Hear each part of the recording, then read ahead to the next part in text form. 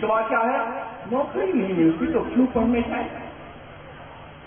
یاد رکھیں، پڑھائی نوکری کے لیے نہیں ہوتی، پڑھائی دراصل اپنے آپ کو منور اور روشن و تابناک بنانے کے لیے ہوتی ہے، صالح معاشرہ کی تشکیل کے لیے ہوتی ہے۔ اگر آپ یہ سوچ کر کے پڑھتے ہیں کہ نوکری مل جائے تو آپ سے بڑا تاجر کوئی نہیں، اس لیے مت پڑھیے کہ آپ کو نوکری ملے، اس لیے پڑھیے کہ ہم جس معاشرے میں رہتے ہیں اس معاشرے کو علم دوست بنائیں گے، جانکار بنائیں گے، علم سے محبت کرنے والا بنائیں گے۔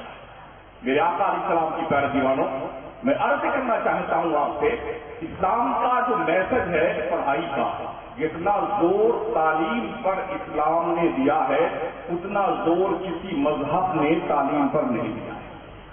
کیا یہ عالمیہ نہیں ہے کہ جس مذہب نے سب سے زیادہ علم پہ زور دیا ہے اس مذہب کے ماننے والے کوالیفیکیشن کے معاملے میں 2% ہیں، صرف 2%۔ نوکریاں دیکھ لیجیے 1.5-2%، 2%۔ پڑھائی ہماری آپ کی سکر کمیٹی کی رپورٹ پڑھ لیں تو آنکھ موند کر کے کسی کھڈے میں کود جانے کا جی چاہتا ہے، منڈل کمیشن کی رپورٹ پڑھ لیں تو جی چاہتا ہے کہ خودکشی کر لی جائے۔ ہماری حالت یہ ہے علم کے معاملے میں، جو قوم علم کے ذریعے سے دنیا کی فرما روا بنا کے بھیجی گئی تھی، جہالت کی بنیاد پر کچکولے گدائی لے کے دنیا سے بھیک مانگتے نظر، کبھی سوچا آپ نے؟ آج تو مدرسوں میں ماشاءاللہ کھانے پینے کا اچھا انتظام ہے، صبح ناشتہ بھی ملتا ہے، دوپہر کو بھی کھانا ملتا ہے، شام کو بھی کھانا ملتا ہے، پھر بھی ہم دیکھتے ہیں مدرسوں میں کہیں کہیں اسٹرائک ہوتی رہتی ہے، ہنگامے ہوتے رہتے ہیں، شکوے شکایات کے دفتر تیار کی جاتے ہیں۔ لیکن پتا ہے آپ کو پہلے کے زمانے میں کھانا نہیں ملتا تھا مدرسے میں۔ ہم نے محدثین کی تاریخ پڑھی ہے، اپنے گھر سے جب بغداد پڑھنے گئے ہیں نا محدث تو ہم نے پڑھا، ان کی تاریخ کا مطالعہ کیا۔ ایک محدث اپنے گھر سے گئے تھے تو اس کی ماں نے 100 روٹیاں بنا کے دی تھی، بیٹے لے جا اور یہ روٹی کھاتے رہنا اور پڑھتے رہنا، جب مدرسوں میں کھانے پینے کا انتظام نہیں۔ بیٹا بغداد پڑھنے آیا تھا، محدث بننے آیا تھا، سالن کا انتظام نہیں تھا، اپنے بیکانیر کی بھجیا بھی نہیں تھی، اس سے کھا لیتے تھے، لیکن دریائے دجلہ کا پانی تھا۔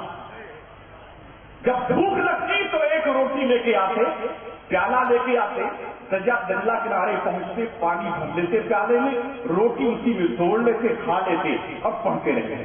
جب 100 روٹیاں 100 دن میں ختم ہو گئی اور پھر کھانے کا کوئی انتظام ان کے پاس نہ تھا تو انہوں نے اپنے کرتے بیچ دی، کرتا بکنے کے بعد پھر کچھ دن پڑھائی کری، پھر نالین بیچ دی اپنی، اور پھر جب اس کے بعد کچھ نہیں بچا تو روتے ہوئے گھر کو واپس آئے، ماں تو نے 100 ہی روٹیاں کیوں بنا کے دی تھی مجھے، میں 100 دن کے اندر ہی واپس آ گیا، کاش میں اور دن پڑھ لیتا تو علم حدیث کا ذخیرہ میرے پاس آتا۔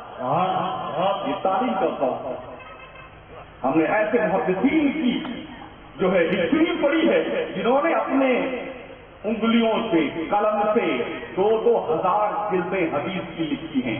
جب قلم بناتے تھے نا اور قلم تراشتے تھے چاقو سے، جو اس کے تراشے اکٹھا ہوئے تھے، انتقال کا وقت قریب آیا، فرماتے ہیں جب میرا انتقال ہو جائے تو قلم کے انہی تراشوں کو جلا کر کے میرے غسل کا پانی گرم کیا جائے۔ جب ان کے غسل کا پانی گرم کیا گیا، ان تراشوں کو جلا کر کے جس کے ذریعے سے انہوں نے 2000 حدیثوں جلدیں لکھی تھی، تو پھر بھی وہ تراشے بچ گئے تھے، اتنا لکھا تھا وہ حدیث۔ میرے غور پڑھنے گئے تھے نا بغداد، کس طرح بھوک کا عالم تھا، جب بھوک کے بارے بے چین ہوئے، کئی دن گزر گئے تو کسرا کے کھنڈرات میں پہنچے تھے، شاید کوئی چیز مل جائے کھانے کے لیے تو دل کو تھوڑا سکون مل جائے۔ تو وہاں گھومتے پھرتے دیکھا تو آپ سے پہلے 70 فقراء وہاں پر تلاش میں تھے کہ کوئی چیز مل جائے کھانے کے لیے۔ دجلہ کنارے پہنچا تو میں نے دیکھا وہ دجلہ جس کے ریت پر محدثین نے شبانہ روز زندگی گزار کر کے نبی کی حدیثیں پڑھی تھی۔ آج ہم کیا پڑھتے ہیں؟ وقت نہیں ہمارے پاس پڑھنے کے۔ ہفتے میں چھٹی ہے، 15 دن میں چھٹی ہے، مہینے میں چھٹی ہے، جی میں آتا ہے تو پڑھ رہے ہیں، نہیں آتا تو نہیں پڑھ رہے ہیں۔ اور اب تو بڑا آسان ہو گیا، تقریر یاد کر لو، پڑھنے سے کوئی مطلب ہی نہیں۔ جس کی آواز اچھی ہو جائے وہ ناٹخواں بن جاتا ہے، قوال بن جاتا ہے، اور جو 2-3 تقریر رکھ دیتا ہے وہ ہندوستان کا خفیر اعظم بن جاتا ہے، گھومتا رہتا ہے۔ اور ہماری قوم اتنی پاگل ہے، بہت خوش ہو کر کے وہی 2 تقریر سنتی ہے اور خوب نظر آنے دیتی ہے، 2 ہی تقریر سنتی ہے، ایسا لگتا ہے کہ قوم کو کچھ ضرورت بھی نہیں ہے سننے کی، ہے نا؟ کس قدر حیرت کی بات ہے، پوری تقریر لوگ کر جاتے ہیں، حدیث نہیں کرتے ہیں، لفاظی لطیفے خوش کرنے کے لیے سیٹوں کی تعریفیں، یہ سٹیائے ہوئے سیٹ جو چند ٹکوں کے مالک بنتے ہیں تو سمجھتے ہیں کہ شاید ہم قارون وقت بن گئے، اب ان کی تعریف ہو جائے تو کیا بڑھیا مولانا، اللہ قسم کے ساتھ پھر بلائے گا۔ یہ کنڈیشن ہماری قوم ہے۔ کاش وہی پیسے جو تم گویوں پہ خرچ